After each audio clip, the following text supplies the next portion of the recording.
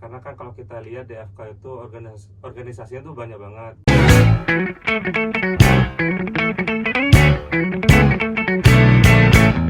Balik lagi nih di podcast Obesitas, obrolan seputar fakultas. Nah, selama 30 menit ke depan, aku Tria akan berbincang-bincang dengan narasumber kita dari DPM FK Undiksa. Halo Kak, Halo. Mungkin sebelumnya bisa perkenalkan diri dulu nih, siapa namanya dan apa jabatan kakak di DPM FK Undiksa. Oke, sebelumnya terima kasih. Nama saya Putu Endriko Pramana Okaniawan, selaku Ketua DPM FK Undiksa periode 2023-2024. Halo Kak Riko ya. Tanpa berlama-lama ya Kak, kita berbincang-bincang santai aja Kak, jangan terlalu tegang karena cuma kita-kita aja yang ada di sini. Oke, nah aku penasaran nih Kak, kapan sih DPM FK terbentuk dan bagaimana asal mula dibentuknya DPM di Fakultas Kedokteran Undiksa? Karena setahu aku kan organisasi DPM di FK juga masih baru juga kan Kak ya, mungkin boleh dijelaskan Kak? Ya, oke, terima kasih ya pertanyaannya. Untuk dibentuknya baru tahun ini. Iya. Kalau nggak salah bulannya itu bulan September. Nah, dibentuk itu kemarin ini kan baru banget dibentuk itu sebenarnya karena kan kalau kita lihat DFK itu organisasinya tuh banyak banget. Iya. Kita ada eksekutif tuh ada 3 BEM, HMJ-nya ada 2, lalu kita juga punya kalau di Undiksa namanya Pokja kan. Nah, kalau di FK itu namanya badan semi otonom, itu kita ada 2, itu kayak semi UKM.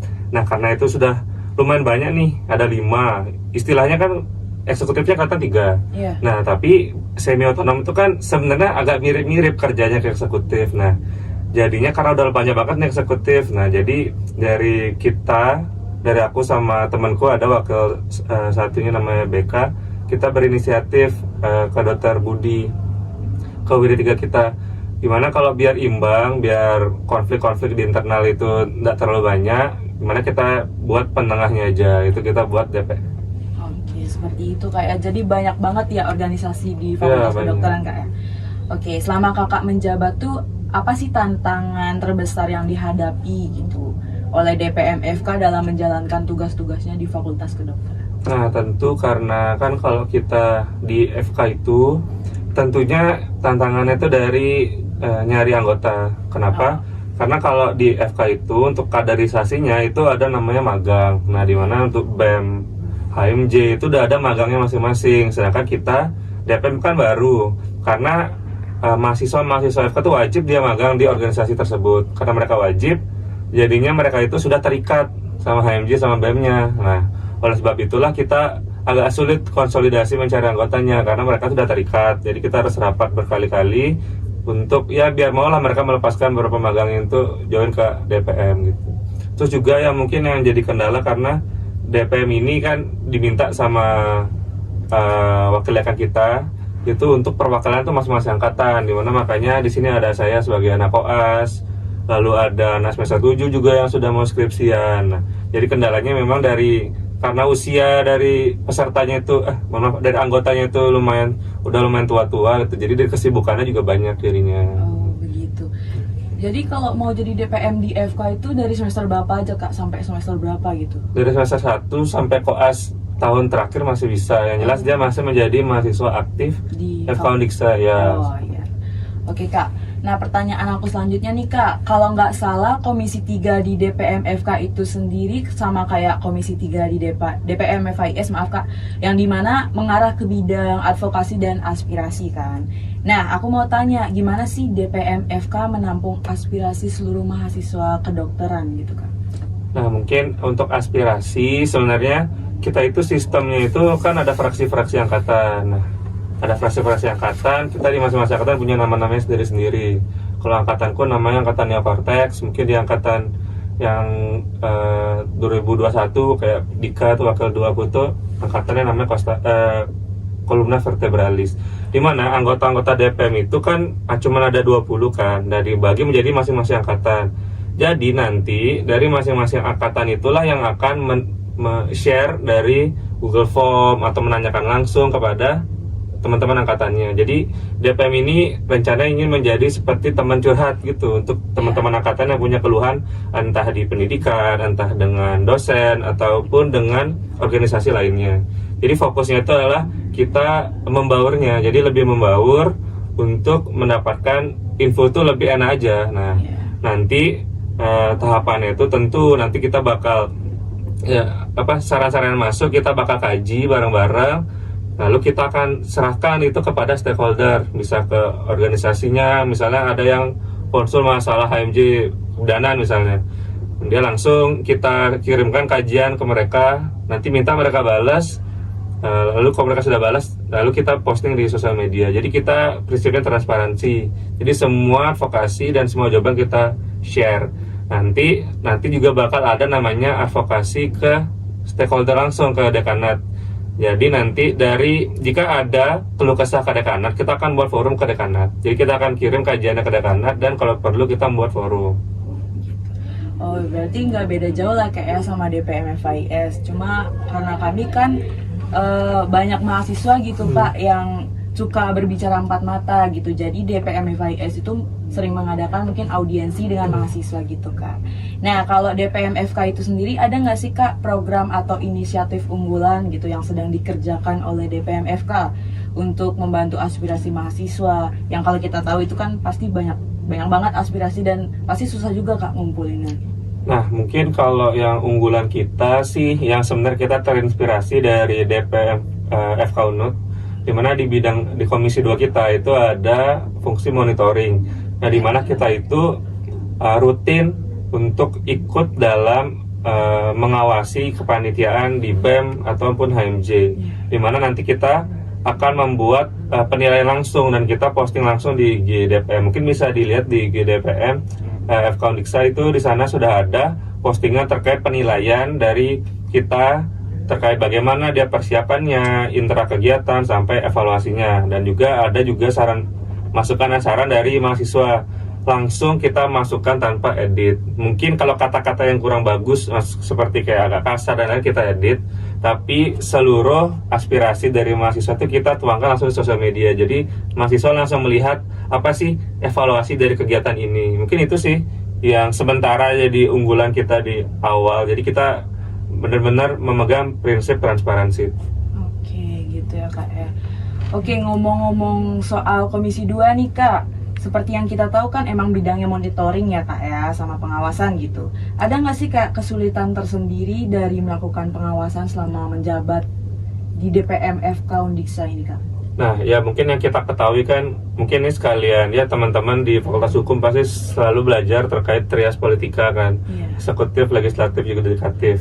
Nah, tapi mahasiswa ini kan masih belum paham apa sih pentingnya legislatif itu, apa sih pentingnya check and balance itu, dimana kalau ada organisasi yang terlalu absolut itu kan bakal kurang bagus juga kan, seperti kata pepatah kan, power tends to corrupt, absolute power corrupts absolutely kan gitu kan. Nah, jadinya di Komisi 2 ini kan kita itu monitoring. Nah, tentu permasalahan utamanya adalah teman-teman itu masih belum paham bagaimana sih pentingnya check and balance itu. Jadi masih banyak yang tersinggung, padahal kan kita itu hanya menyalurkan aspirasi dari mahasiswa langsung. Jadi tidak ada yang kita edit-edit, tidak ada yang kita ubah-ubah. Jadi pure dari mahasiswa. Kadang mereka masih merasa, oh kok dikritik kayak gini, kenapa harus kayak gini, kenapa. Ya itu sih yang masih perlu kita, ya wajar karena kita masih baru. Jadi pemahaman teman-teman itu kan masih belum terbiasa lah dengan hal seperti itu. Jadi kita berusaha mengajarkan bagaimana sih politik yang benar di kampus itu. Jadi biar teman-teman itu tidak merasa absolut gitu. Jadi biar ada pengawasnya. Iya, benar Kak ya. Oke, lanjut Kak ya, pertanyaan selanjutnya. Kalau bisa nih diibaratin nih, kita kan juga bisa dianggap perantara antara mahasiswa dan dosen Kak.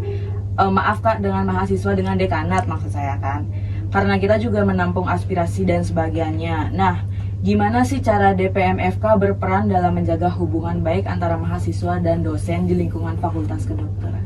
Nah iya, tentunya kita dengan dosen itu tetap menjaga hubungan, dimana kita setiap kegiatan pasti menginfokan, dan setiap kajian yang kita buat pasti menginfokan ke dosen, dengan tentunya dengan cara-cara yang sopan, dimana di dunia kerja mungkin dimanapun ya, utamanya di dunia kesehatan itu semua orang pasti menganggap senioritas itu tidak penting. Padahal senioritas itu hal yang penting untuk menjaga agar keturunannya atau ke bawahnya itu bisa sesuai dengan bagaimana sih awalnya dibuat itu. Inovasi itu penting, tapi senioritas juga penting. Itulah mengapa kita harus tetap menghormat kepada senior kita. Contohnya dosen itu sendiri. Dimana pada dunia kesehatan kan dokter yang sudah senior atau perawat yang sudah senior itu merupakan senior kita sendiri. Jadi kita harus tentunya harus selalu berkoordinasi dengan baik, tukar pendapat dengan baik, dengan menggunakan kata-kata yang nadanya itu diturunkan. Gini, orang-orang tuh mungkin salah paham. Sopan itu bukan berarti tidak kritis. Dimana kritis itu tuh bukan soal keras-kerasan, tapi soal bagaimana kita mengutarakan pendapat. Dimana kita boleh kritis dengan dosen itu, tapi dengan menurunkan nada. Ya, jadi tetap kita kritis, tapi nadanya kita ubah. Itulah kenapa kita harus tetap menjaga hubungan baik. Itulah langkah kita di DPM itu, kita tetap kritis, tetap sering koordinasi dengan dokter yang ada di sana, tapi dengan nada yang berbeda. Sebenarnya lumayan berisiko juga ya Kak ya, karena kalau kita salah gitu bisa jadi bumerang gitu. Betul. Ya oke. Terakhir deh Kak, dari sesi perbincangan santai kita nih, kita kan sebagai organisasi legislatif di fakultas gitu, apa rencana dari DPM FK untuk meningkatkan kepercayaan mahasiswa kedokteran di masa mendatang?